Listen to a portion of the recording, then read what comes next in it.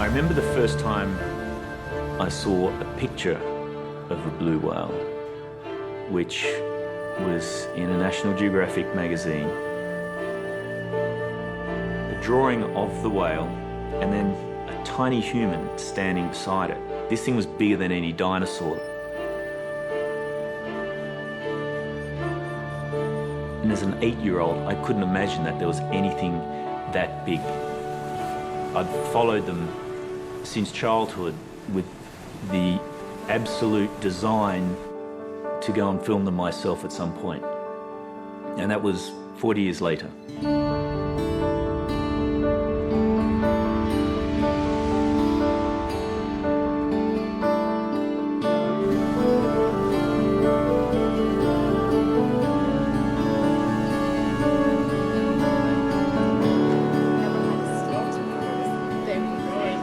Dr. Lindsay Porter is a cetacean expert, and Ben Fogle is a UK adventurer.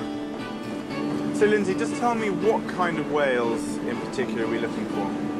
Today we're looking for the blue whale. There are two different types of blue whale we'll see in the area, the true blues and pygmy blues. And how do they differ? Pygmy blues are slightly smaller than true blue whales. Yeah, when you say slightly smaller, what sort of size are we talking about here? 25 metres. Lindsay has such a depth of knowledge that she's my first go-to when I've got a question about a So whale. as the currents and the waves come in, they create this very productive front, and this is why we think the animals, the whales feed here. So when you say productive front, I imagine krill food is being welled up from deep Ben below. Fogle rowed a boat across the Atlantic, and that meant that he had a sense of adventure. He was a risk taker.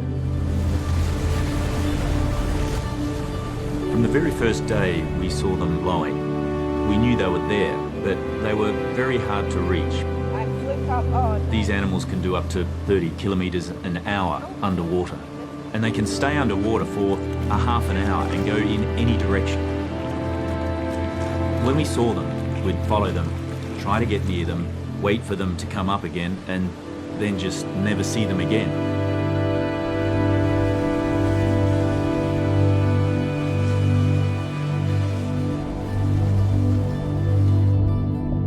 Tell me what I should be listening out for. For whales, you need to listen for a low frequency monotone. And for dolphins, oh, can you hear it right there?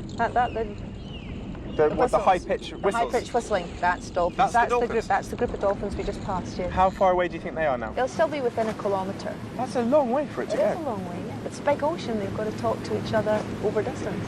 That's incredible. We travelled up and down, 50 miles off the coast for 2 weeks trying to get close to these animals. We ran out of time. We started heading back to port.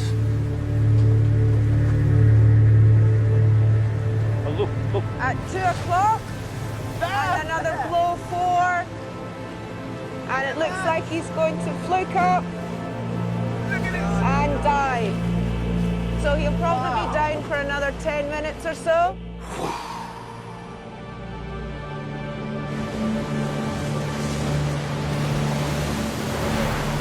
They look like freight trains, like enormous spaceships that just travel effortlessly.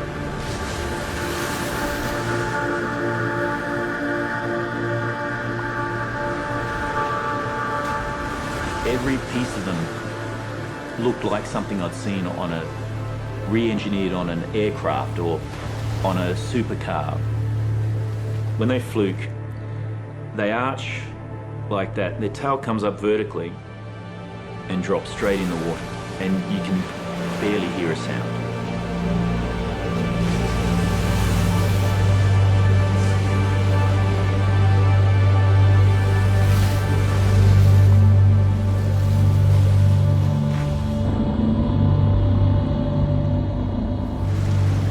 Wow, look at that. Wow. That is just beautiful.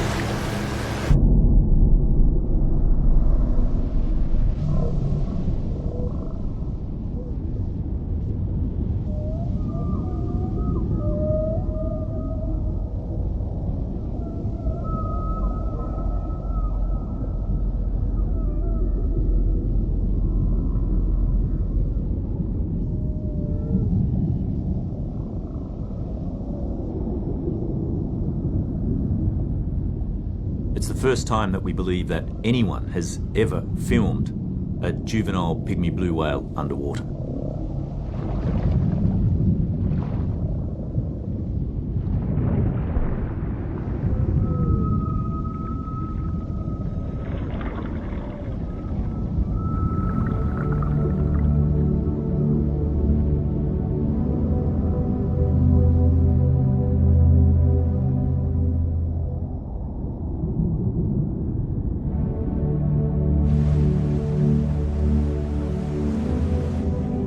What do you think it's from, Alex?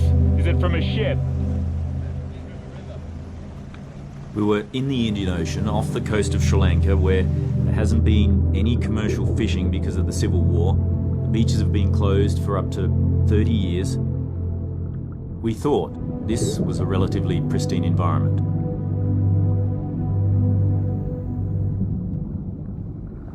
Floating on the surface, the metre below, was just this horrible, crappy, emulsified mess of oil and bits of, it's horrible. And looking through it, you could see the tendrils of the net hanging down. That was certainly one of the most unpleasant dives I've ever done.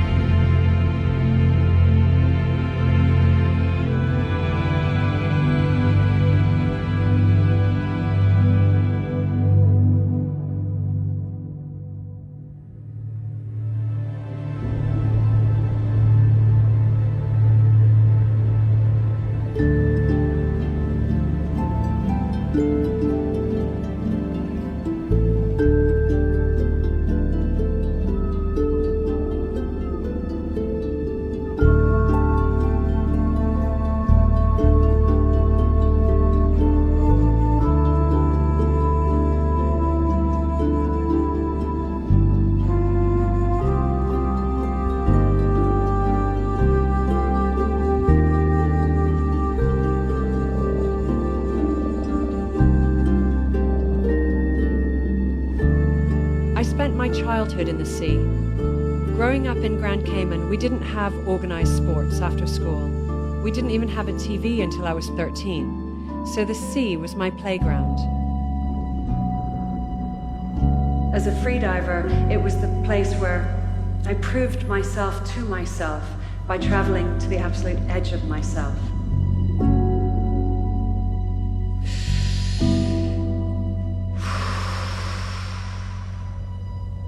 I need to put as much oxygen in my blood as possible so that I can hold my breath for the 3.5 to 4 minutes that the dive is going to take me.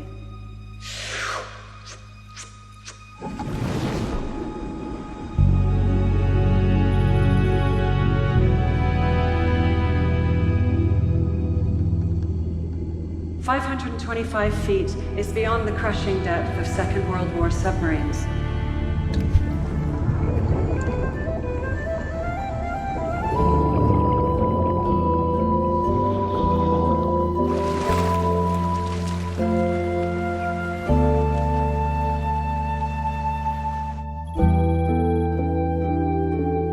Pushing so hard, I learned about limits. I got a fiery redhead and she redefines my limits every day. Finally, for me, it feels like there's a point to this bizarre gift I have of, quote, looking pretty and holding my breath. I have the opportunity to pay the sea back, but I'm learning on my feet. I didn't know that in the last 10 years, we've made more plastic than we did in the century before that. Half of those plastic products are considered disposable. But think about it. How can a disposable product be made of a material that's indestructible? Where does it go?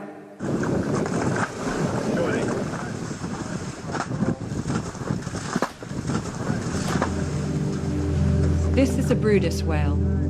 It's dying, taking its final breaths. It was found to have 6 square meters of plastic sheeting inside it. It couldn't eat and it died of malnourishment.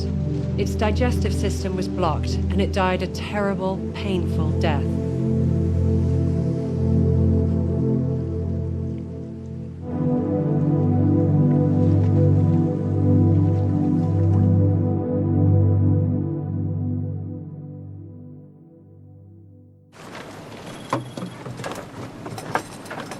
Yeah, it's got a hole in it.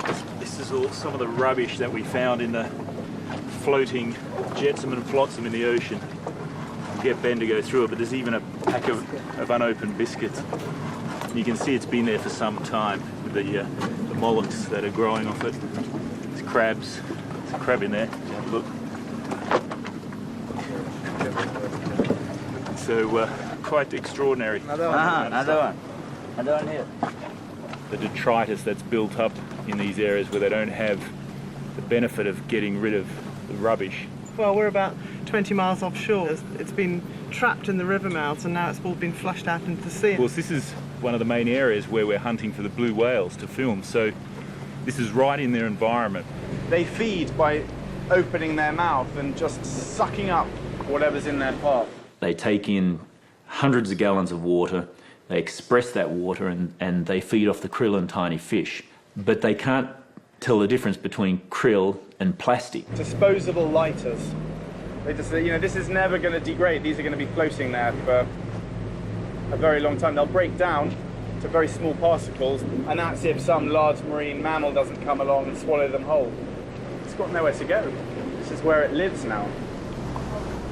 Well, to contrast that area of affected ocean by those plastics with the virgin blue water that you find very close by, well, there's just no comparison. The animals of the world deserve the blue ocean, not that sort of shit. I started to wonder what's happening in oceans elsewhere on the planet.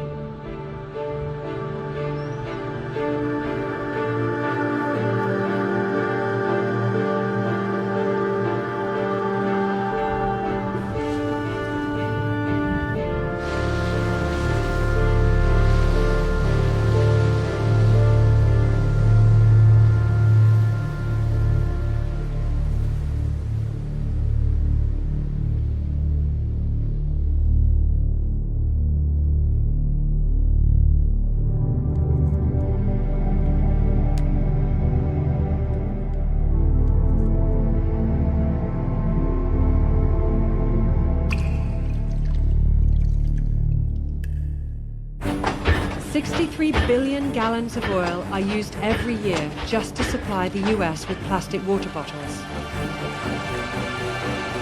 The US alone throws away 38 billion bottles every year. That's 2 million tons of plastic going into US landfills. And that's only from water bottles. In this year alone, every single person on the planet will use and dispose about 300 pounds or 136 kilos of single-use plastic. Plastic is wonderful because it's durable, and plastic is terrible because it is durable.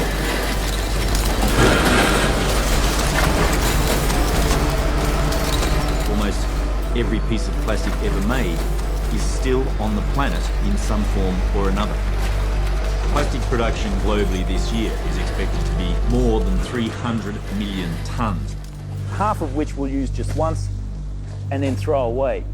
By 2050, when the population explodes to almost 10 billion people, it's expected that plastic production will triple.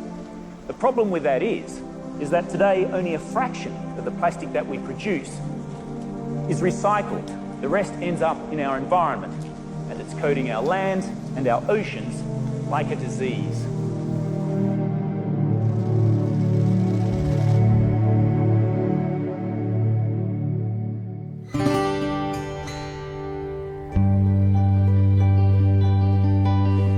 Tasmania smells like freshness. It smells like salt spray. Primitive. It just smells natural. It has the cleanest air and water measured anywhere on the planet.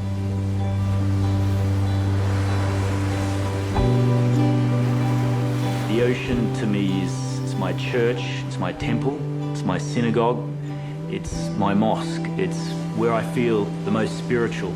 It's where I go to work, where I go for my enjoyment, and where I go to think. And it's also the environment that challenges me more than any other environment that I know.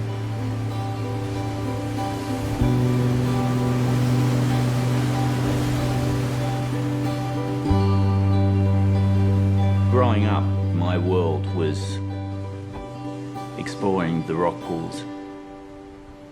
tiny little fish that I could catch and study and release a day later. My mother was very caring and very supportive of anything that we wanted to do. And she picked up very early on, I think, my fascination with wildlife. I'm fourth generation journalist. It is believed that he is heading to Moscow. We're on a truck taking rice down to Santa Fe. Okay, it's not live, is it? Hang on, wait. Whoa.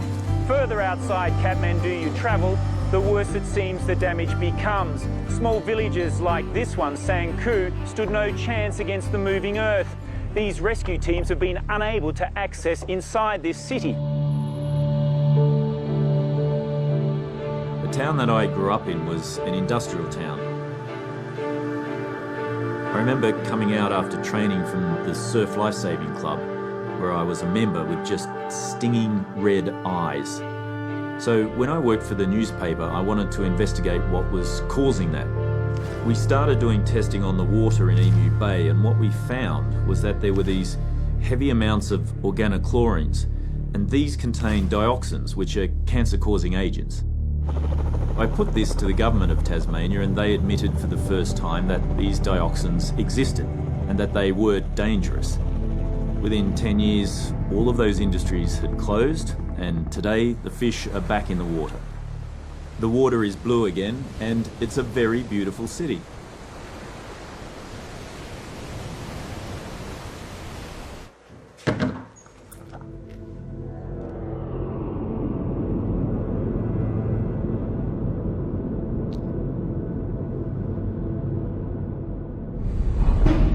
We think that when we put something in the trash, or when we just toss it from a boat or on a beach, that it goes away.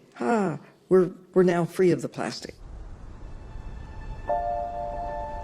Over 80% of ocean plastic leaks from land-based sources.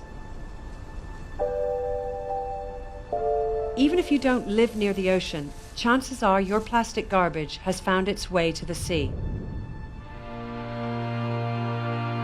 The Great Lakes in North America are a good example. 80% of the litter along the shorelines of these majestic lakes is plastic. What trash doesn't remain on the shoreline or sink into the lake sediment flows through the canals and river systems, through the St. Lawrence Seaway, and into the Atlantic Ocean.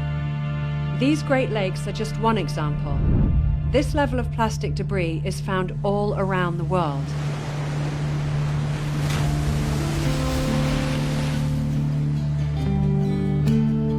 Thousands of years of agriculture and industry have made the Med one of the most polluted bodies of water on the planet.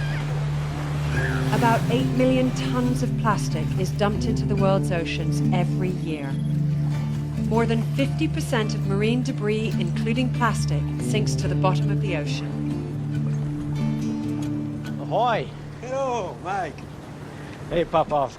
We're going more. Good to see you. I met up with filmmaker Mike Degree, a marine biologist and also an experienced submersible pilot.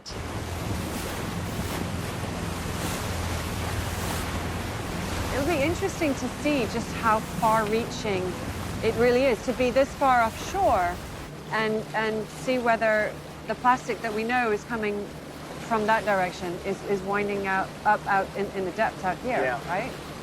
I'm really looking forward to, of course, diving the sub, but diving the sub in the Med, a place that has more fishing impact than most bodies of water on the planet.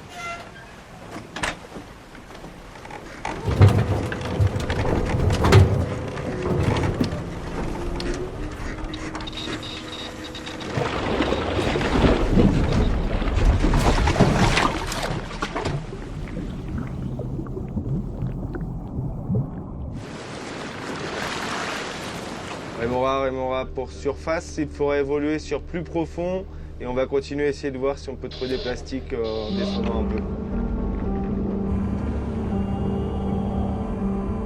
Hey Mike, it's Tanya. Can you tell me what you're seeing down there?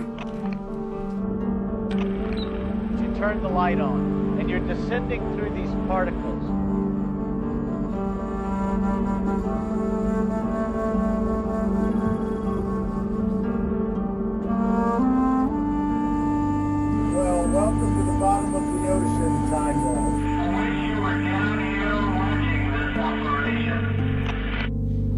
hogging the sub, I would be down there.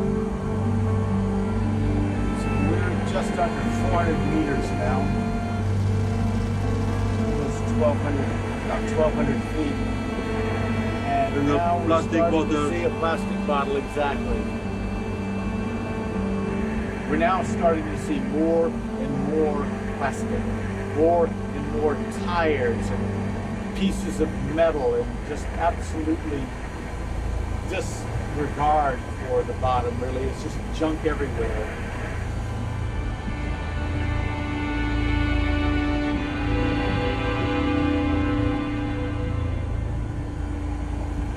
Fishing line is a really dangerous thing to see in a submarine.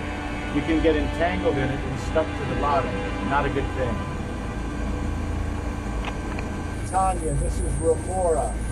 We are right in front of a pretty good sized bundle of plastic. Is there any chance that you can grab some of it with the manipulator? That's exactly what we're going to do.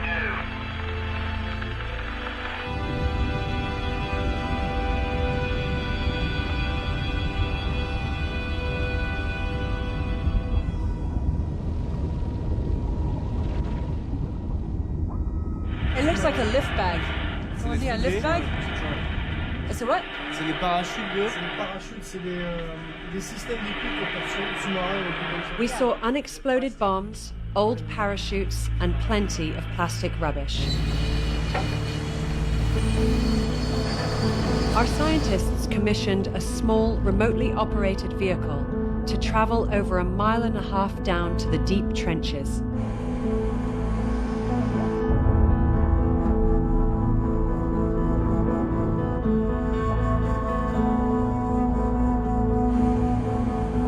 The ROV is coming down, which is kind of cool.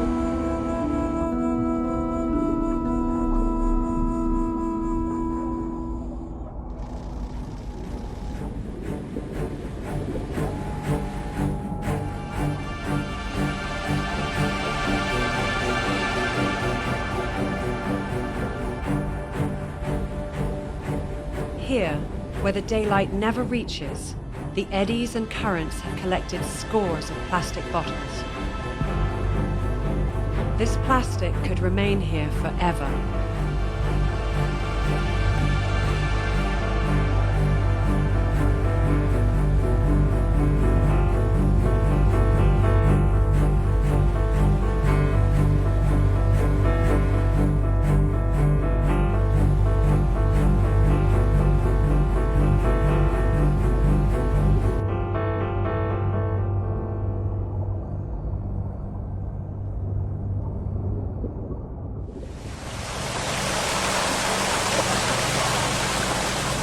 Down, 350, 375 meters, hit bottom, start moving around and immediately start seeing trash. Plastic. Where in the world can you go anymore and not find plastic? Our oceans are driven by 5 major circular currents, or gyres. These are created by the Earth's rotation and the resulting predominant winds. Each continent is affected by these massive systems. They collect waste flowing from our rivers and coastlines, and over time, anything floating within the gyre will eventually move towards the center of the gyre.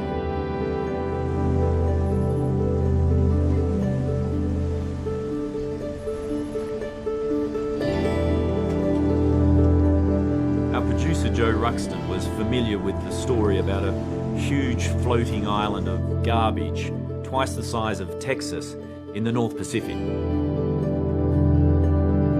Joe joined Dr. Andrea Neal and her team on an expedition to this great Pacific garbage patch. So we're deploying the Manatrol, and we're going to look for fine particulates and debris. This mesh here is 333 microns, which is in the size range of zooplankton. The manta trawl captures material on the surface. It will take anything the size of a pinhead or larger. Looking out over the vast expanse of clear, sparkling water, there is no plastic in sight.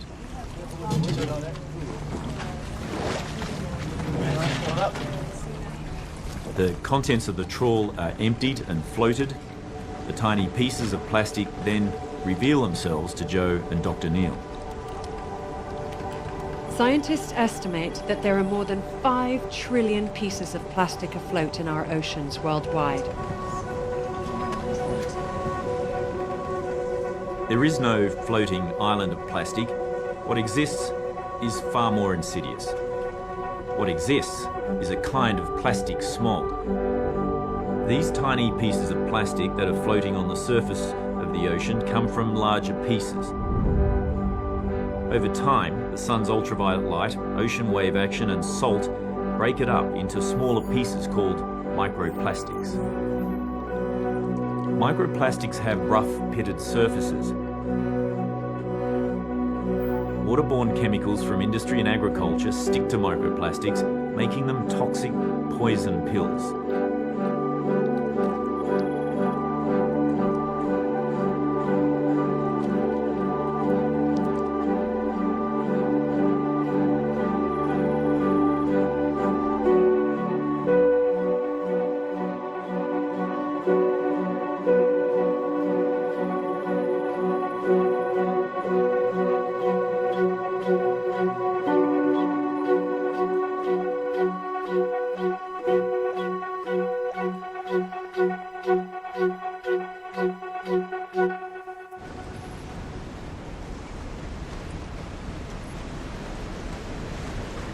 There are 5 ocean gyres, and the South Pacific is one of the least studied, next to the Indian Ocean. I've been to 3 of the 5 gyres, so this will be my number 4.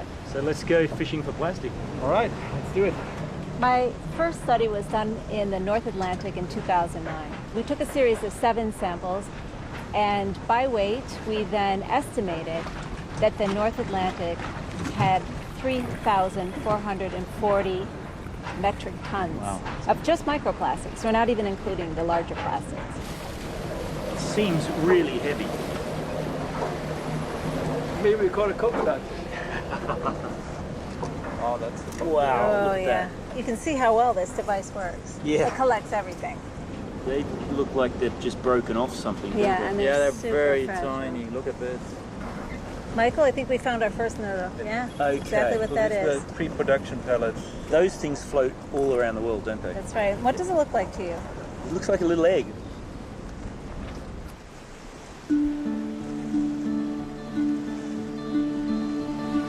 The sea at night is one of my favourite times.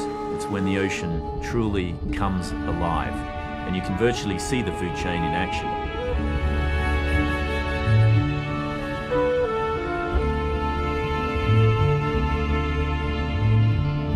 Zooplankton feed on phytoplankton, small fish feed on zooplankton, squid feed on small fish, and so it goes on, up and up the food chain.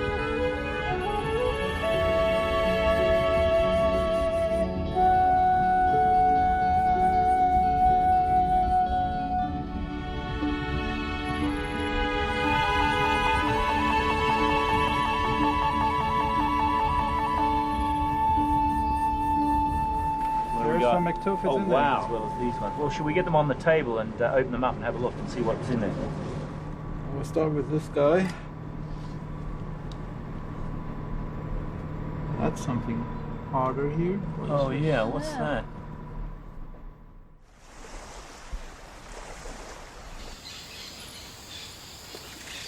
This is the very first sample we did, and it was a night trawl so that we could catch lanternfish. After I dried the sample, I hand-picked the pieces of plastic. This is what we found.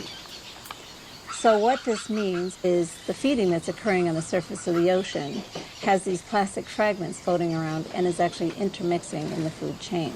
You know that plastic doesn't degrade. And most of the time we say it breaks down, but that's probably not an accurate way to say it. It actually breaks up, so it's more proliferated, and when it's proliferated, there's more opportunities for plastics to be ingested.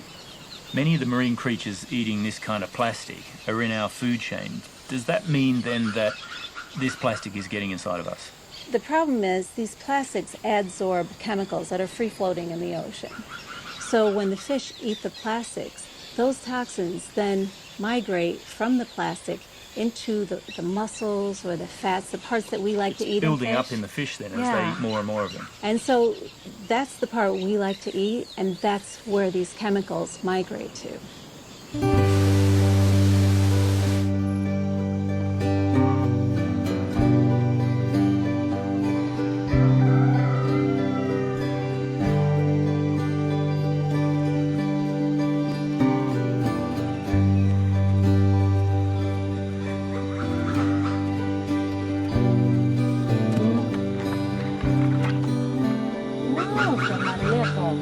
Big crab.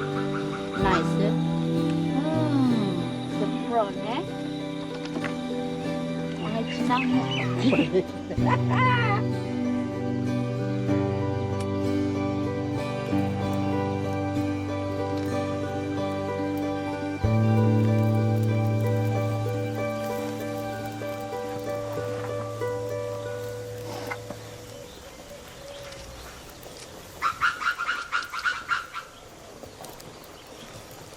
Hello, Rosie.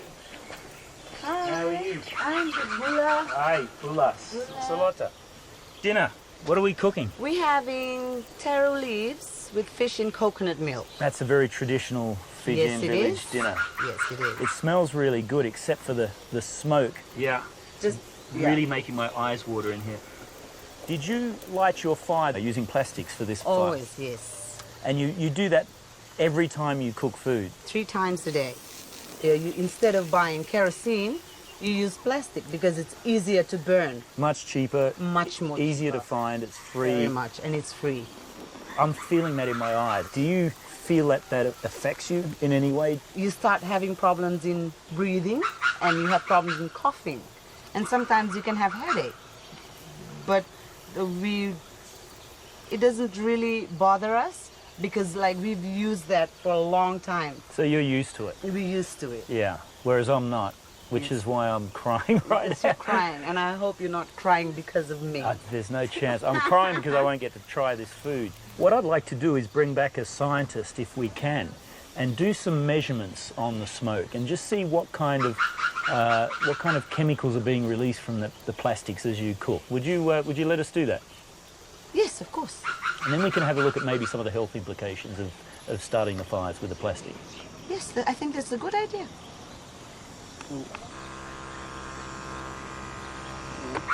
People misuse plastic for a lot of things, but for cooking, I mean, for me, it's kind of very unusual circumstances. And we want to have a baseline study to show what kind of chemicals they're actually breathing in. Because the lung is an interface between that air, what we're breathing in, plus the smoke, and our blood system, and then so we get it in our systems. What did we find today then with the experiment that you did with this device? I'll show you. These filters are white when you put them in. So That's brown, almost black. Yeah. This is a mini lung. This could be what they're absorbing into their lungs. Pretty much. This can't be good for your health, can it? What we know specifically from this PAHs and a combination of those is that there are cancer causing. That's one thing. But there are also maybe phthalates in there which are evaporating from plastics which have a large percentage of this phthalates in there to give the plastic the properties.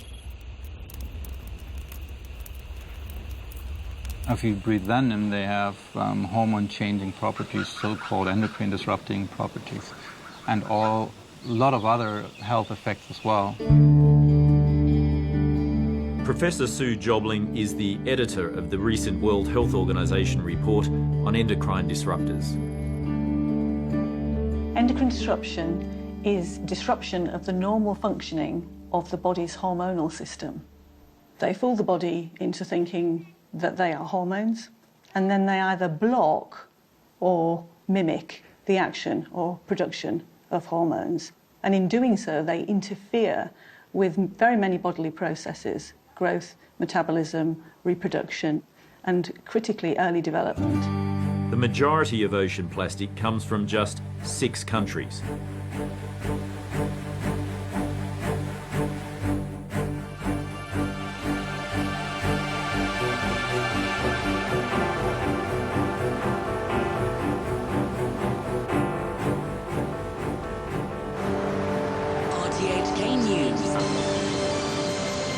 millions of plastic pellets have spilled into Hong Kong's southern waters after several containers fell off a ship when Typhoon Vicente battered Hong Kong.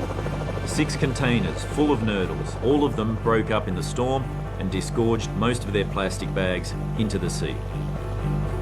The vast majority broke open and the contents spilled out.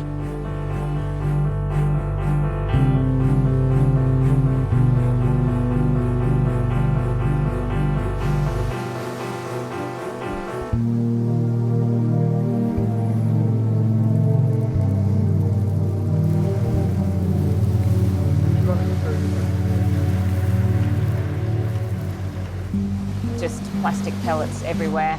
Yeah, it looked like snow on the beach. On the neighbouring Lamra Island, they found tons of this stuff that had come ashore. It seems the company that made the nurdles has unwittingly put their signature on it. Sinopec, a giant Chinese oil company that makes nurdles for distribution worldwide.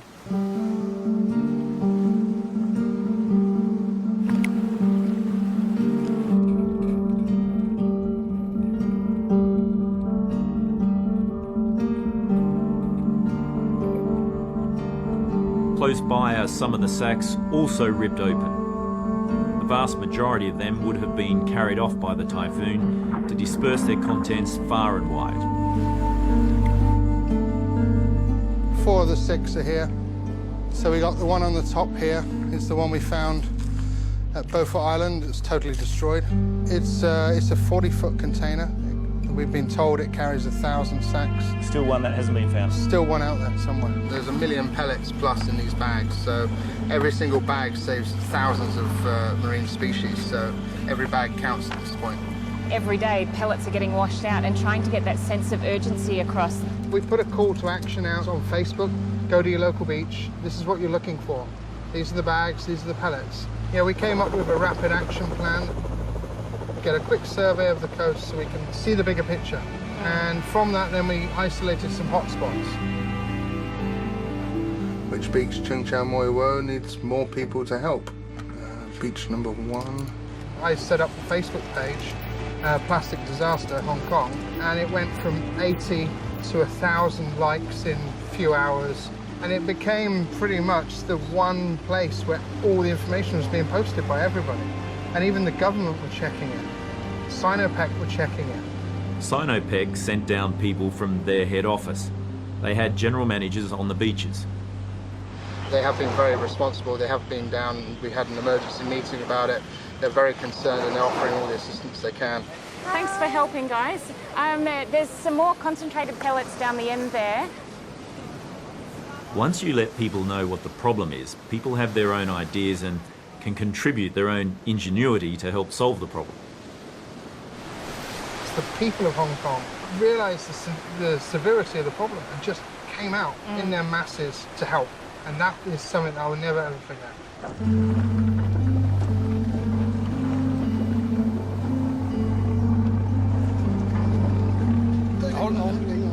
Ying Hun.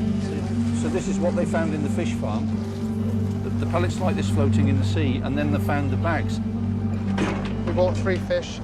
They cut them open, and each fish had 5, 6, 7 pellets in it.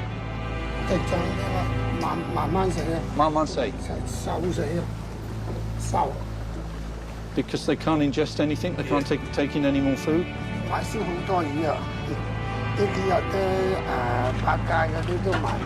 Even the supermarkets won't buy.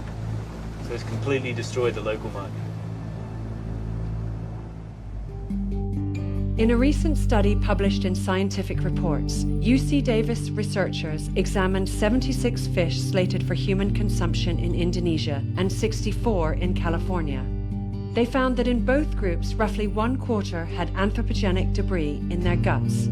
The researchers found plastic in the Indonesian population and plastic and textile fibers in the American one. When sampling blue mussels at 6 locations along the coastlines of France, Belgium, and the Netherlands, microplastics were present in every single organism examined. When you eat shellfish, you're often eating the entire animal, so you're more likely to eat plastic.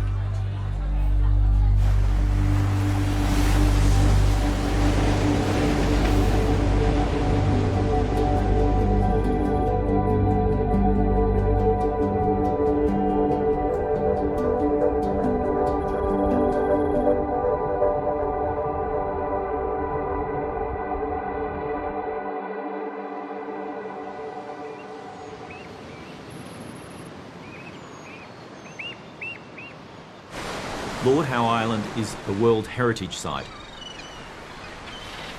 and home to migratory seabirds like the shearwaters. Seabirds are incredibly helpful because they act like an army of scientists. They travel thousands of miles across the ocean. They pick up plastic off the surface of the ocean. They bring it back to their rookeries where they feed it to their chicks. And that provides an incredible amount of scientific data in terms of where the plastic comes from, its distribution, and how it breaks up on the ocean surface. Dr. Jennifer Labers, she'd devoted her life to studying the plight of seabirds.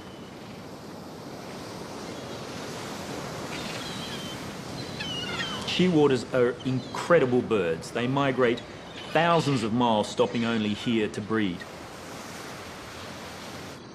All species of shearwater nest in the earth. Their parents return from their distant ocean feeding grounds by night to feed their chicks in their burrows. After 70 to 90 days, the chicks venture above ground for the first time. They stretch their wings and begin developing their flight muscles.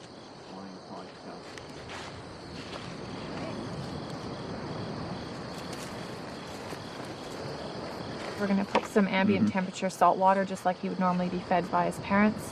And Ian's just going to hold the mouth open here, and I'm going to put the tube down into the stomach if we can get him to cooperate for a moment.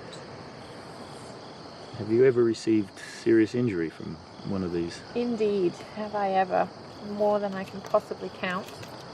Depending on how full his stomach is, we could be here for a little while. Nope, still nothing. Still nothing. There we go.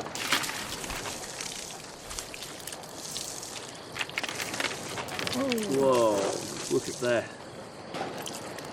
Need to get some of the oil and stuff out of the way. Very thick with all that oil in it. Yeah, that's a lot of plastic, isn't it? Yeah, and some interesting colours. So the red is quite uncommon. It looks like we've got quite a few of the resin pellets, the nurdles, lots of microplastics. There's no way at 935 grams that he would be able to take to the air. But make a bit of a note, he's got some damage to his lower mandible. 41.7. Garbage thrown away in the United States can make its way to Antarctica. Plastic in our coastal waters is pulled into the centre of massive wind-driven, churning circular gyres. There are many other ocean currents also diverting the trash all around the surface of the ocean. In reality, it's just one ocean with no boundaries.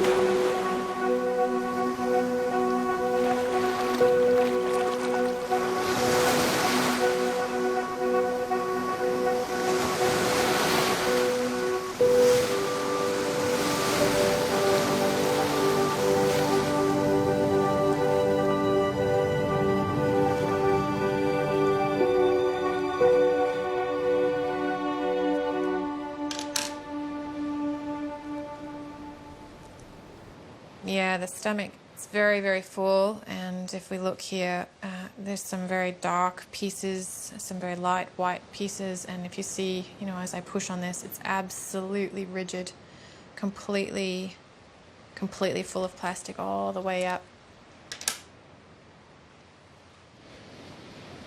Oh, look at that. Absolutely no doubt that this bird died as a result of that plastic. That is literally a gut full of plastic. It's quite alarming, isn't it? Oh, it's awful. Range of plastic types and colours. We've got everything from the blues and the reds His to the stomach's just filled with it. Big pieces too. big sharp Heavy. pieces.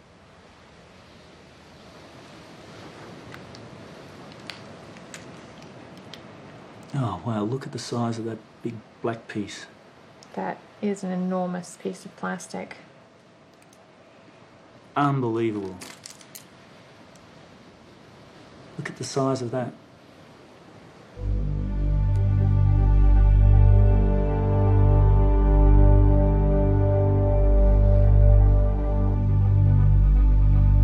I counted 234 pieces of plastic out of that one bird.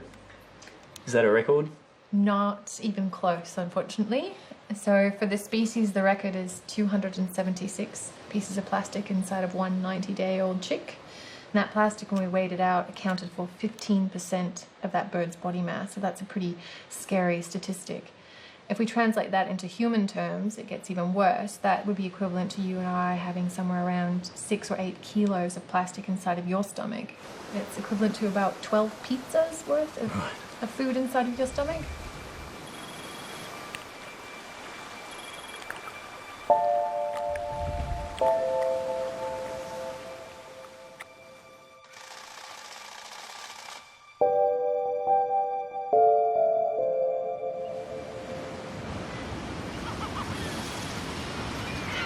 Midway Island is miles away from any coastline, but it has one of the biggest populations of Laysan albatross in the world.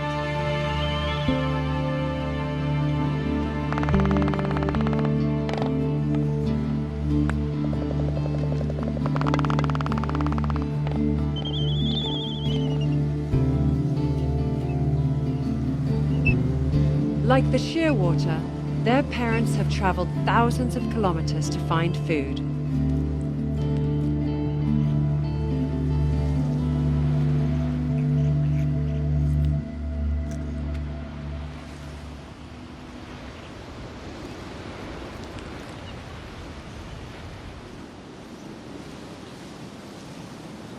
It's quite a bit of plastic for just one little bird. The parents were trying to do the right thing. There's a lot of squid beaks in here, and this purple colour is evidence of the squid ink. It's just a shame that every now and then they got it wrong and got it wrong in a bad way.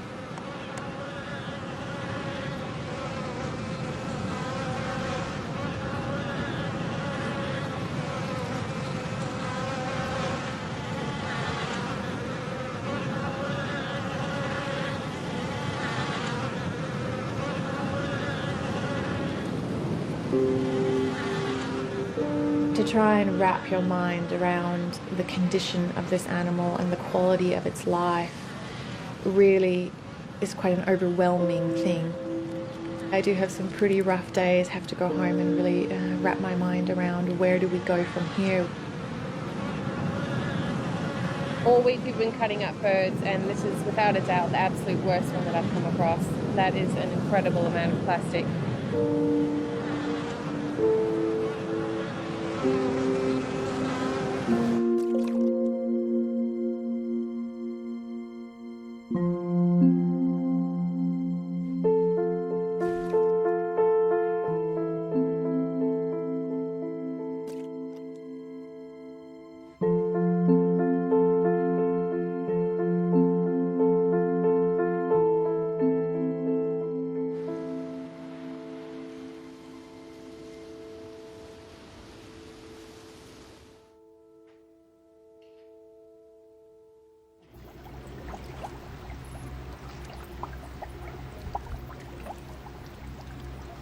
I've come to Asanara, a small island off the northern tip of Sardinia, to meet with Cristina Fossi, a professor of ecotoxicology at the University of Siena.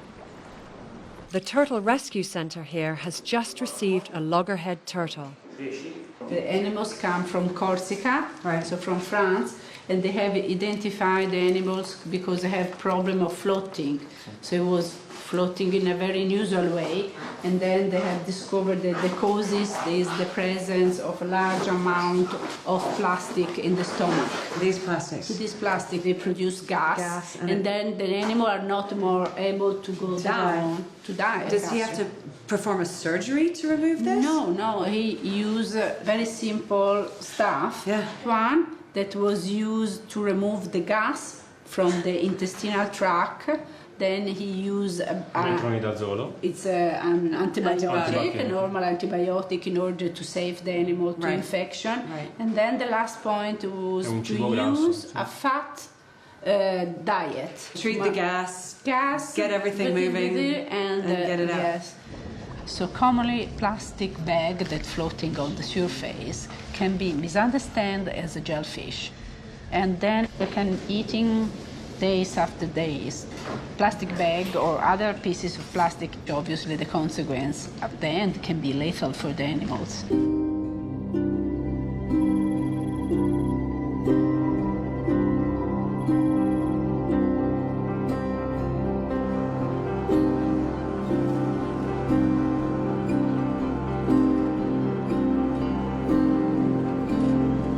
Christina's name is well recognized around the world for her stand against the killing of whales and dolphins. We use the approach of the skin biopsy in order to identify the level of chemicals and the toxicological effect on these wild animals.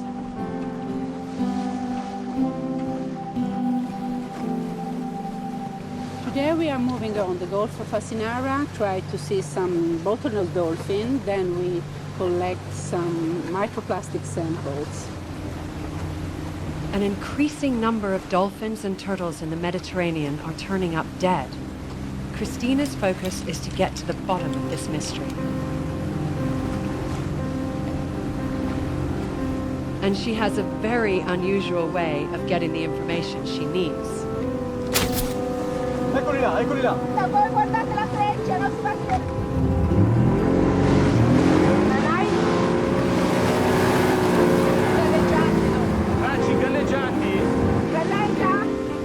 How can you get a tiny piece of blubber from whales and dolphins without hurting them?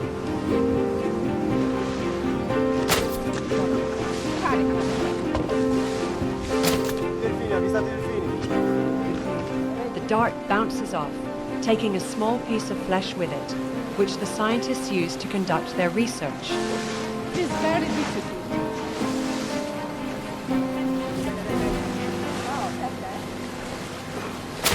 No! Put your pressure. It may be, I don't know, but...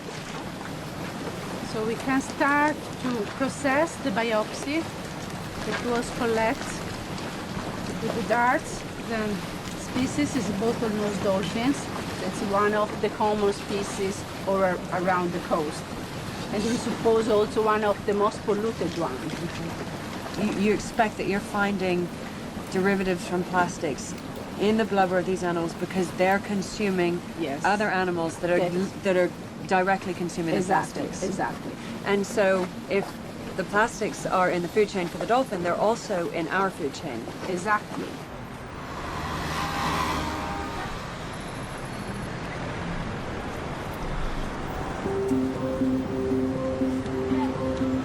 We have already very interesting results, but I would like to invite you in the lab. When animals eat plastic, they're also consuming the toxins attached to the plastic. Toxins pass into the bloodstream. There, they bioaccumulate in the fatty tissue and around the vital organs. When animals use the stored fat, the toxins circulate around the body, interfering with reproduction, metabolism, growth, kidney, and liver function.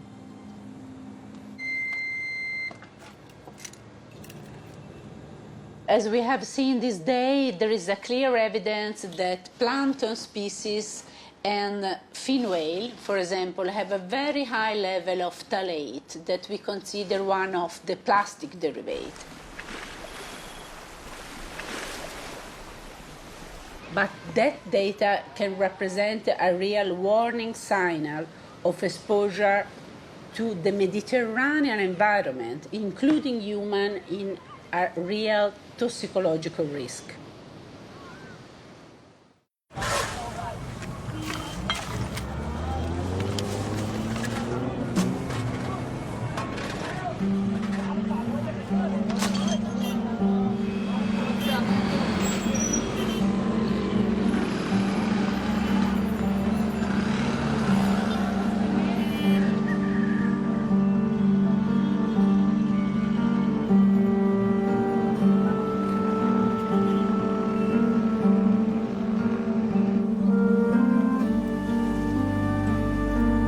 Smoky Mountain 1 operated as a 2 million metric ton waste dump for more than 40 years. It closed in 1995. This garbage tip contains so much methane, which was produced by the garbage within it, that when it reaches a certain temperature, it catches fire. That creates this smoke that comes out of the top of the pile and filters over the city of Manila. So sweet potatoes, corn, sugarcane, all growing on 40 years of garbage. Yeah. You worked here as a 12-year-old. Yeah. To earn money to support my family needs. And what would you collect up here? Recyclable, yeah, like bottles, cans, and plastics. This local chap here is still harvesting the plastic that's in the No ground. plastic. It's just everywhere. What's the most common disease here? Pulmonary. Pulmonary, Yeah. such as tuberculosis? Yeah. Yes. Emphysema? Emphysema, yes. My father died of emphysema.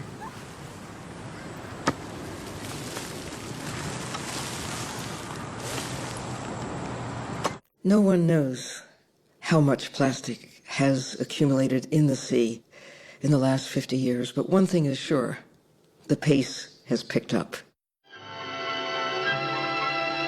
The world of plastics is present everywhere. Yet this presence is but a premonition of a future world. Our children will see a bit of that world, and our grandchildren will not see the end of it.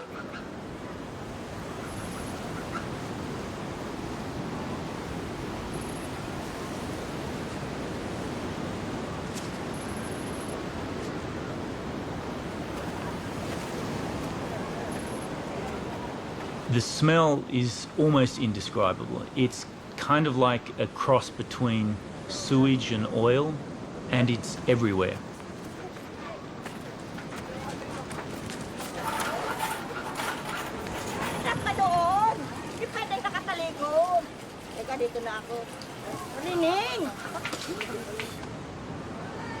The ground, to within 2 inches above it, is covered in flies.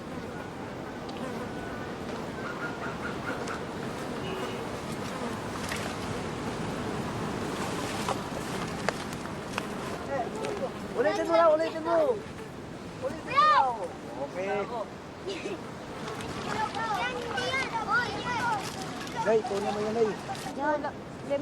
I could see a child flying a kite.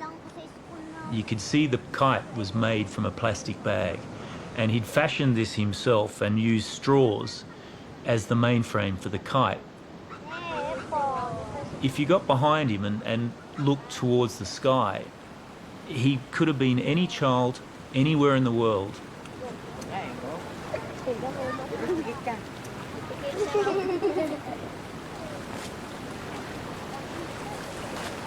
Every time it rains here, every time the wind blows offshore, the sludge, the plastic from all of that rubbish ends up straight in Manila Bay.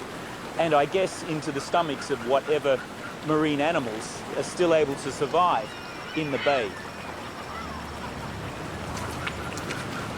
A lot of plastic here. I guess a lot of this is brought in by the river.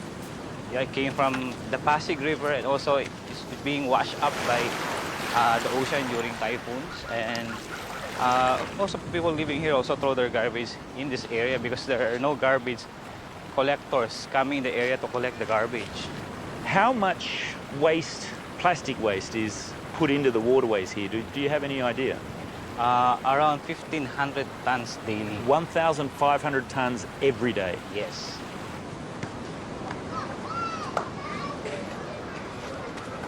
One more. Ready? You go now.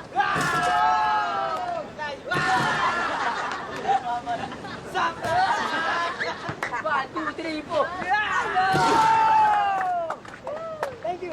I have to say, you're all much better basketballers than I am. I'm so bad. Again. I'm sorry. I'm no good at basketball. You're very good at basketball. This guy. Thank you. Very good. Do you all live here? Yeah. In Pier 18? Oh, yes. And you play basketball all the time? Yeah. Do you go to school? Yes. No. No? Yes? You go to school? You don't go to school? No? No? So what do you do during the day? Scavenger work. Scavenging? Yeah? What do you scavenge for? The plastic? Plastic. Ah, and what do you do with the plastic once you... Scrap, go to the shop. Yeah? And what do they give you for the plastic? Money. Money? Is it good money? What kind of money? Pera. 150. Yeah? Is that 1 day. for 1 day? Yeah. And what do you do with the money? And give my mother. Your mother? Yeah. Yes? And what does she do with the money? Buy the rice. The rice? Right, so you can grow up, be healthy, play good basketball. Show me, give me a shot.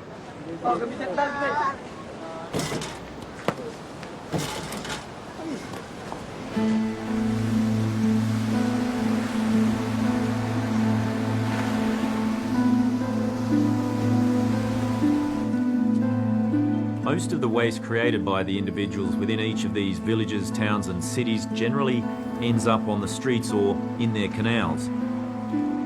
It's easy to understand how these sorts of places become delivery systems for plastic into our oceans.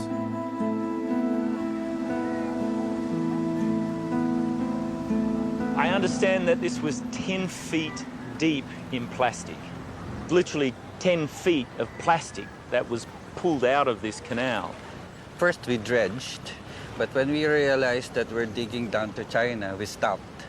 What we did was to cover it up with good soil and garden soil, and then we put up the cocoa pillows. It's made from coconut husk, and then we spread it up until there. We vegetated it in the vetiver grass. The plants take the rest of the waste out of the water. Yes. And now we've got fish swimming. And turtles. Wildlife, so it's clean enough for animals to live in now. Yeah. Is it drinkable?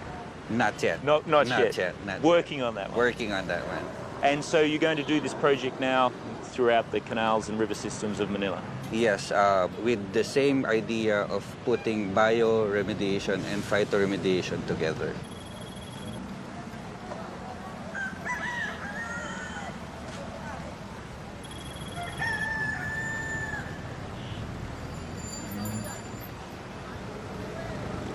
Do you think that will solve the plastic pollution problem here? The one that will solve the plastic solution is the behavior of the people around the Estero. So maybe we'll start with that first, and then we'll solve everything else afterwards.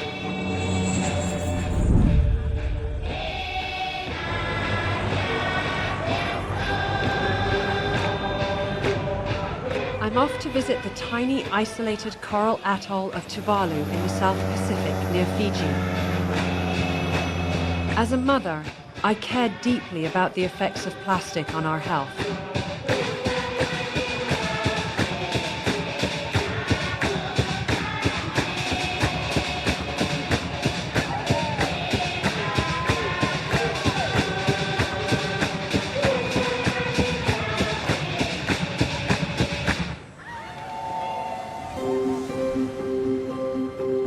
Tuvalu gained its independence in 1978.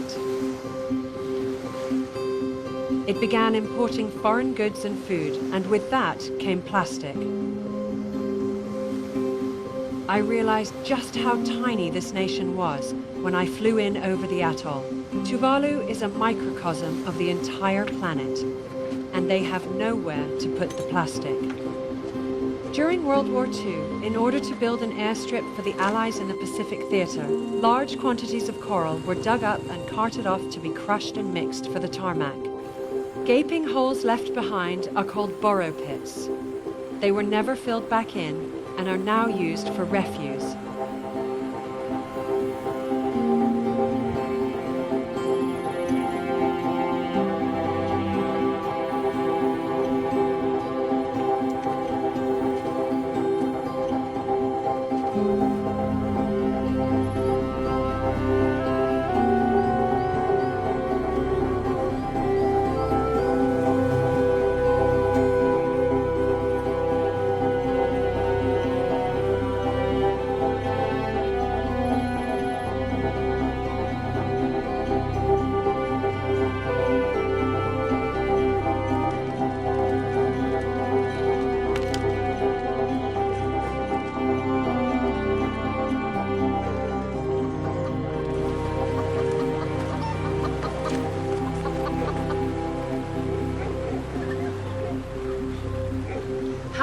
you lived in this Barra pit?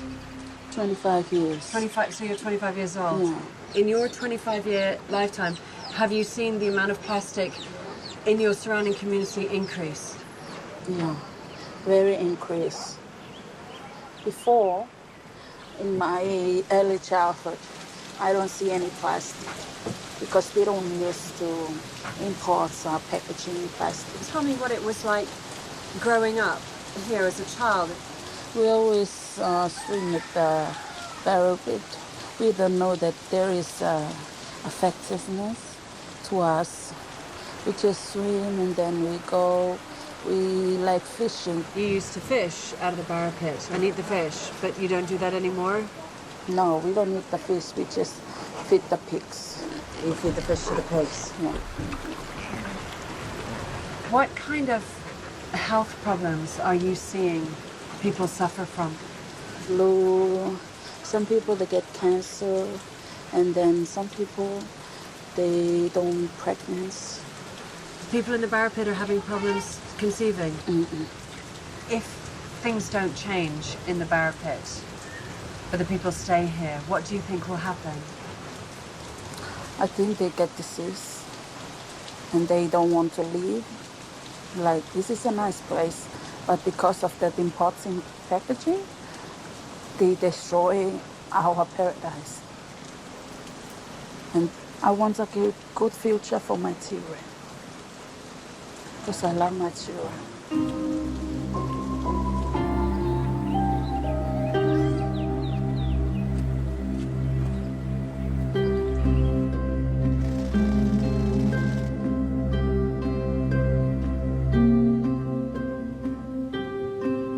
How does a US Navy aircraft carrier handle its waste? With about 4,500 sailors on board, just shy of half the population of Tuvalu, the amount of waste generated every day is enormous. The US Navy is looking for a way to deal with shipboard waste without having to go into port. The belly of the latest aircraft carrier will be fitted with a gleaming maze of steel pipes to devour the ship's waste. Pyrogenesis of Montreal was contracted by the US Navy to develop a green technology capable of processing the waste generated by these sailors. At the heart of this technology is a plasma torch that changes the molecular structure of whatever is put into it, transforming it back to its core elements. Better still, it has no detrimental effect on the environment, it runs off its own energy, and is affordable. If they could shrink the plant into the size of something that you can put into a shipping container, take to small islands like Tuvalu, set it up so that you can put in all of the rubbish that's existing on the island, and have it turn into inert or non-toxic substances, that's going to go a long way to help solving the problems that exist on islands in the Pacific.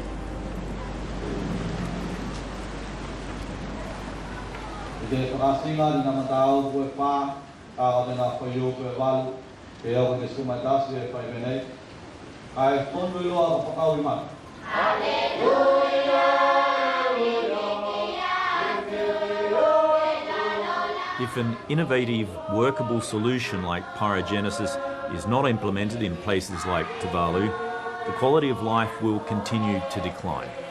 The island will eventually be choked by its own plastic waste.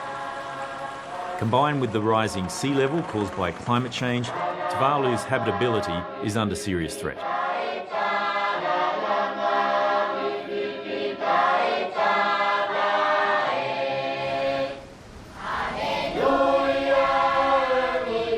One of the kids we've befriended here, Dieter, has developed a pretty bad lingering cough. We think his problems might be linked to a hobby he shares with his friends, making jewellery out of melted plastic.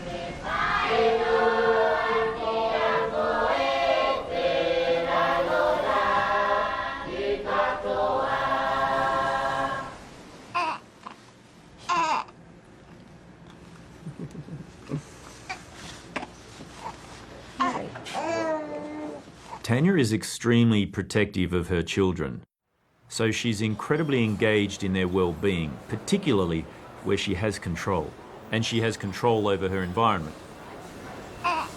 This is Charlie, huh? Surprised he wasn't born with a face mask. Yeah, right. And a nose clip. And a nose clip. It wasn't easy for me to conceive. I'm an older mum. I worked really hard for this. All the time trying to conceive, being really clean in my body. Went through my entire pregnancy without taking so much as a Tylenol. Throw the line in there, Tills. This is actually Catfish Corner. My kids make me really passionate about the subject, annoyingly passionate. You know, ask my husband. He'll roll his eyes. He goes from this guy who is washing Ziploc bags, and I just think, oh, I'm winning. My husband is washing Ziploc bags. I see them drying in the sink, and I'm like, yes. But then he'll forget, and I see, you know, plastic wrap over a food, and I'm like, no. No, you've had a very healthy lifestyle. You haven't been able to control every aspect of it. So the likelihood is he may have plastic in his system. It's terrifying. It's awful, and you know, it's made me question sometimes, gosh, is even having children the right thing to do? I'm still very, very motivated to obviously do the right thing by myself and my family, but also to try to incite change where I can as an environmentalist, as an activist. I'm optimistic because it beats the alternative.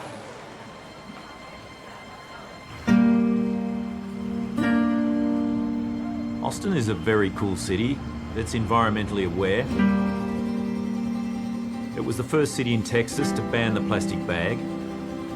It's an oasis of eco-friendly people in a state that's headquarters for the largest oil companies and petrochemical plants.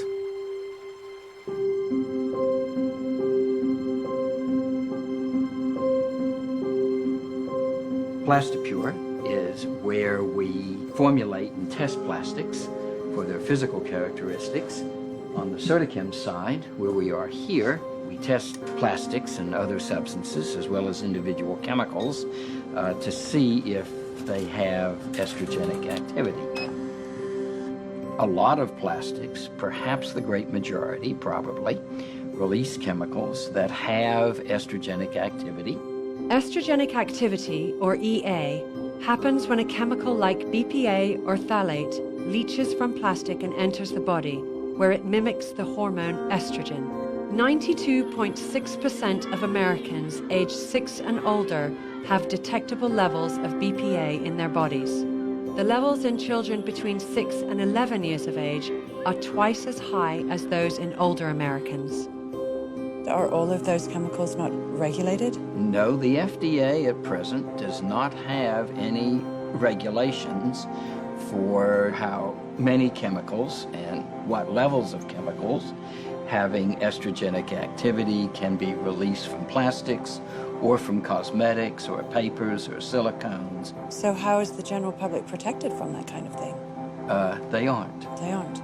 From baby bottles to sippy cups to food can liners to water bottles hydrating the youngest athletes, consumers have been exposed to a root chemical called bisphenol A, or BPA, an artificial sex hormone used as a core building block in close to 7 billion pounds of plastic on the market today because of its strength and resiliency. This isn't a weak contaminant. This is a powerful contaminant, and it's striking right at the core of American public health. When something says that it's BPA free, is that something I can trust? Over 90% of all plastics that don't have BPA, nonetheless, release chemicals having estrogenic activity. So BPA is not the only bad guy that we need to be looking out for? BPA is only one bad guy. It's like saying, I've caught Al Capone.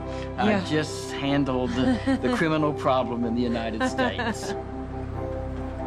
We do quite a bit of this testing to see where the issues are, but we also use that data to help manufacturers make safer products. Right. The average consumer goes, Polly wada wada? You know, I don't get it. Just tell me what is the right one, what is the safe, what isn't. But when we look at baby bottles, we have to look at all the different components that come in contact with the milk or with the baby. All of the hard and clear materials that we've tested leach these estrogenic chemicals. Other things like the nipple are generally made from silicone or latex. Latex always, from our test, has come back positive for EA, and silicone generally is positive for estrogenic activity. And stainless steel is obviously, I thought, a better option. If it doesn't have a liner, Stainless steel, it tends to be fine, and glass tends to be fine. The colorants tend to leach a lot of chemicals, so we try to stay away from colorants when we can. Right. When we can't, white and black tend to be The least. the least. Okay. And we've started using a lot more foil in our house rather than this stuff. Foil is a better option. Okay. We use foil in the lab because foil doesn't leach these chemicals. And this, I know, styrofoam. It's a personal pet peeve of mine. The likelihood is estrogenic chemicals will leach out of styrene products. Cold fluids, anything. Likely hot fluids would increase the amount of leaching, but it would still be leaching something. The majority of plastics increase the release of chemicals having estrogenic activity after they've been exposed to particularly sunlight. How do you not consume it? You can't go anywhere without seeing food wrapped in plastic. You can't go to a restaurant without, takeout boxes being in plastic, hot foods going into plastic. My answer there is, well, demand safer plastic. So what we're going to do is go inside a couple of restaurants and ask them about, we'll ask them for food and see what they can give it to us in like a plastic container. Hello, how you doing? Good, how are you? I'm not too bad. Can I get the power plant? Can I get a small berry blast? Hello there. Can I get an orange juice, please? What can I get you for lunch today? I'm getting the BLT. A BLT. Do you have anything not wrapped in plastic? I have nothing to do with the food. Do you have anything other than plastic to put it in? No, you can buy our giant little reusables. Yeah, but that's still plastic. Without the plastic lid's fine. Is that paper? Yes. It is, great, yeah. Do you have anything other than plastic? We have that one in a cold press. It's actually exposed to less oxygen, so it's a way better juice with twice the amount of vitamins and nutrients. That sounds really healthy. Yeah, it's the way to go for the balance. Yeah, that sounds great. Cool, man. But do you serve it in anything other than plastic containers? We have them made at our central kitchen every morning. Yeah. And they bring them to us on the cold press juicer. Yeah. So it's ready to go, bottled for convenience. But that's in plastic, yeah? Do you have something not plastic? No. And you serve all your drinks in plastic cups as well? Yes, sir. Keep the straw, because that's plastic. I'll have to leave it then, I think. Yeah? Yeah. Okay, that's okay. Yeah? Yeah. Okay, well, thanks very much. Yeah. All right, what can I get you? Yeah, I felt like I was a bit of an eco-warrior. Tell me, what's my food wrapped in? It's not plastic, is it? I'm going to die of something. Yeah, but do you want to die early or late? My boyfriend actually tells me every single day of my life to not be drinking water bottles from my car. But if I'm thirsty, I'm thirsty. Do you know what? He's right. And you've got that wrapped in paper. That's good. That's impressive for a takeaway place. Make a salad and stick them in like a few of these. Yeah, that'd be better than sticking it in plastic. If you could put it maybe between two paper plates, it's just all the chemicals in this that get into the food. And you've made such a great sandwich by the look of it. We gave in to the sales hype of the 50s that plastic was disposable, that we could throw it away. There is no away.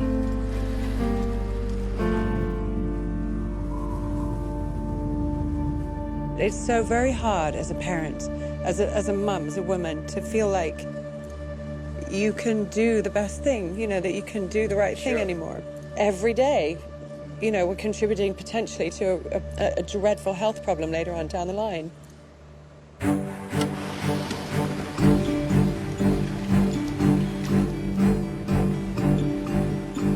Now, there's nothing else to put it in.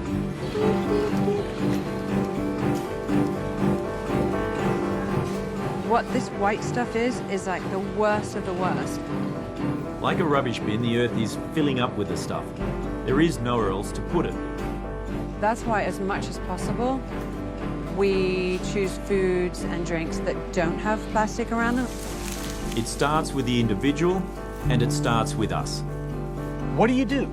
You can't possibly filter out these tiny particles from the entire ocean. You can't filter the entire ocean. In fact, so much plastic is in the ocean now in a form that we really can't get to it, that I feel the emphasis needs to immediately shift toward stop putting it in. Mike Degree is right, but how do we get to the point where we can stop putting it in? Hi there. Speak to the menu. That's me. I noticed when I came in here and ordered my sandwich and my drink, they both came in plastic containers. Our cups are 100% plant-based, so they can be composted. You're one of the first places in Austin that I've come to that has an alternative. Is that right? Best alternative option I've got That's for perfect. you today. I appreciate it. At least you've got an alternative. Exactly. Thank you very much. Appreciate Have a it. great weekend. You too. Find me some gala apples that are not in plastic. Demand that your supermarket deliver your food products in paper or just as they come. They don't need to be wrapped in plastic. And if they are, take the plastic off and leave it with them. And say, you dispose of it and dispose of it properly. Because once it becomes their problem, you'll find that they will do something about it.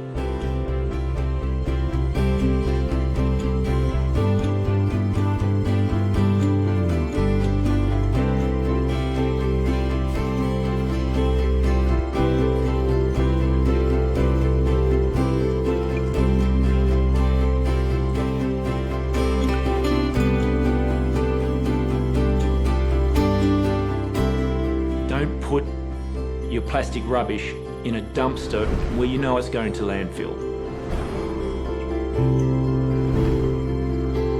In 1991, Germany became the first country in the world to pass packaging laws forcing plastic manufacturers to be responsible for the recycling or disposal of any packaging material they sell. The industry set up a company to oversee plastic waste collection, recognised by the Green Dot. When I was a kid, we used to run around the neighbourhood collecting glass bottles to take to the store to collect the 5-cent refund that we'd get. Plastic packaging pretty much killed the bottle deposit system, but here in Germany, they've reinstated it. You can take your plastic bottles to almost any supermarket and put them in this machine, and what it does is it reads a barcode which tells the machine the kind of plastic that it is, that it's recyclable, and which retailer it comes from. So the consumer gets a 25-cent deposit off every bottle. The retailer gets the plastic, which they can sell to recyclers for a lucrative amount of money. And on the streets of Germany, you very rarely see these things anymore because everybody recycles them.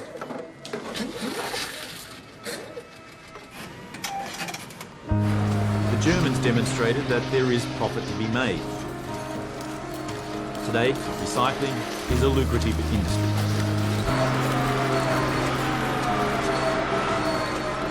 Pressure your government. Tell them that you do not accept that plastic should be in the environment. The manufacturers of plastic have their own lobby groups, and they'll lobby the government to get the best possible deal for them to get their products into the marketplace for the least cost, and the least cost means that they don't have to be responsible for it. If they manufacture it, they should be responsible for its collection and for its proper disposal. We will all be better off if less plastic is manufactured in the first place.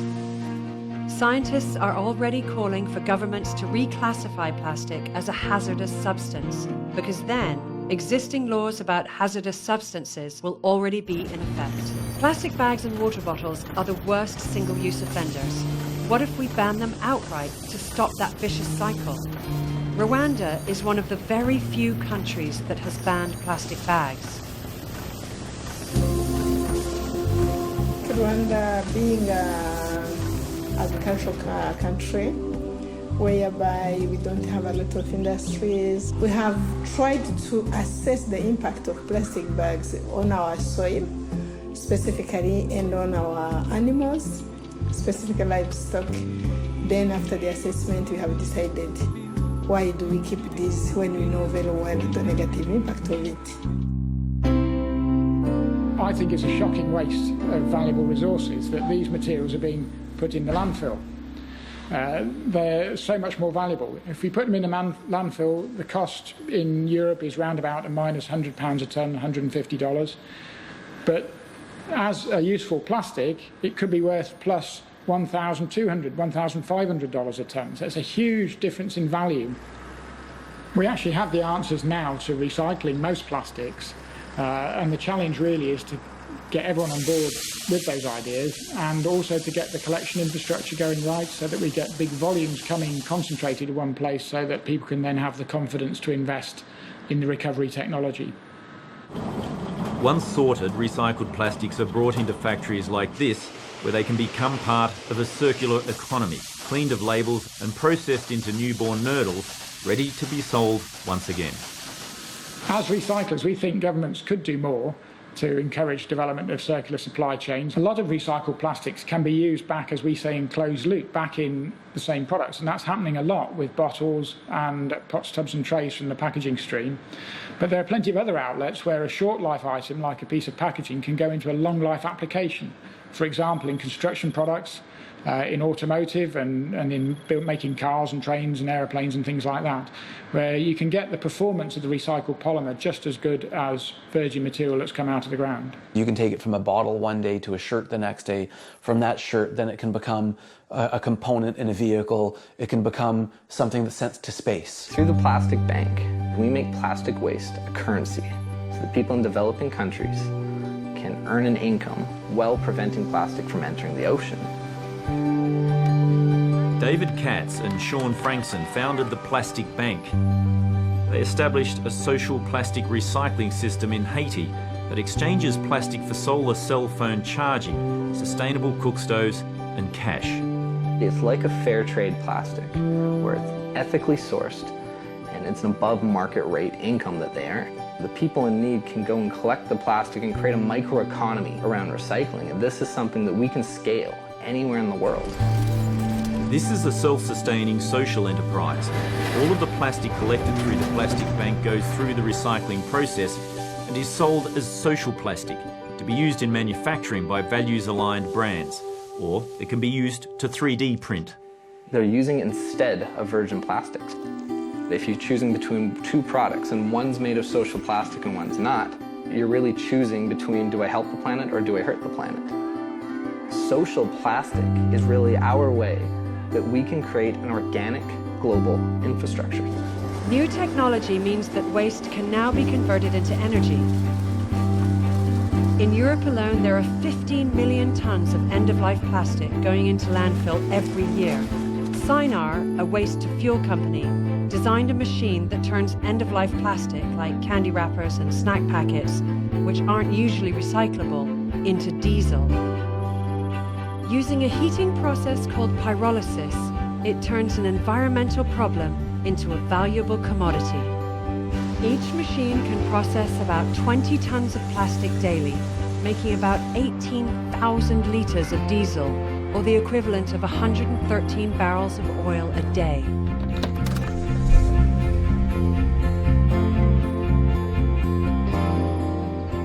Islands like Lord Howe manage their plastic waste with solutions that match the way they live. There is no burning and there is no landfill on this island. Food waste, the garden waste, paper and cardboard gets composted. All the recyclables are baled and sent back to the mainland, and currently the island's diverting 85% of all their waste from landfill. This is the recycling sorting facility. We can separate, we can bale everything. You can galvanise a community to do amazing things.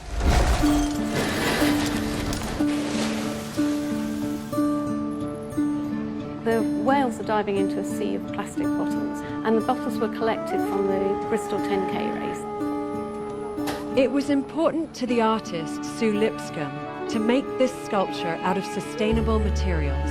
She used recycled plastics and locally grown willow. There are 70,000 bottles. That means in some way up to 70,000 people have contributed to this art. I kick off by telling the kids something about whales, and the reaction is just fantastic. They love hearing about how big they are. They really get it. They ask you all sorts of perceptive questions that an adult might not think about, and I really just love the enthusiasm of the pupils. Wouldn't it be great if politicians 40 years down the line still had that same enthusiasm that school children show when they come here? Wouldn't the world be a different place?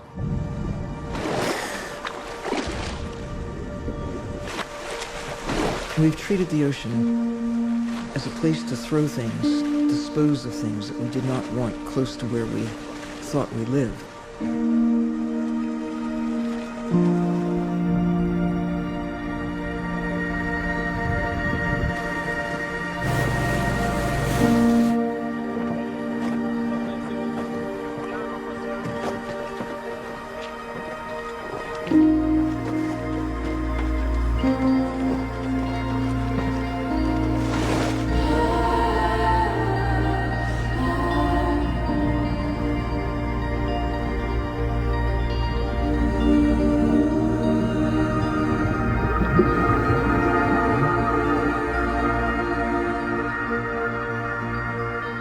2015, natural history broadcaster Sir David Attenborough met with President Barack Obama.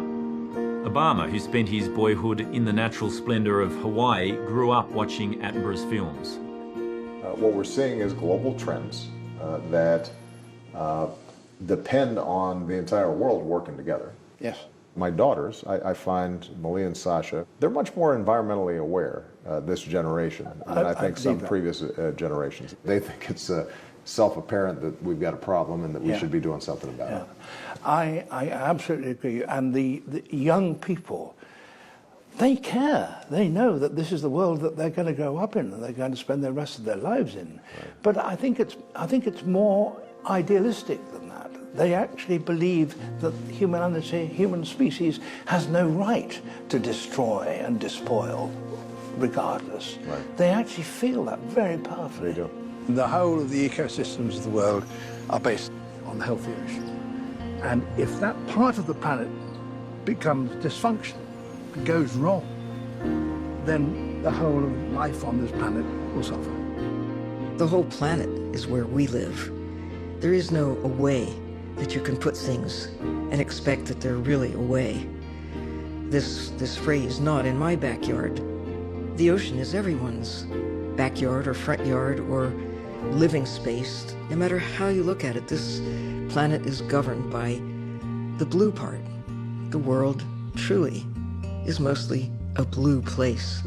I'll be just as worried about Tilly and Charlie when they're in their 70s and 80s and I'm long gone. I still want them to be healthy and certainly not suffering the effects of any decisions that I made.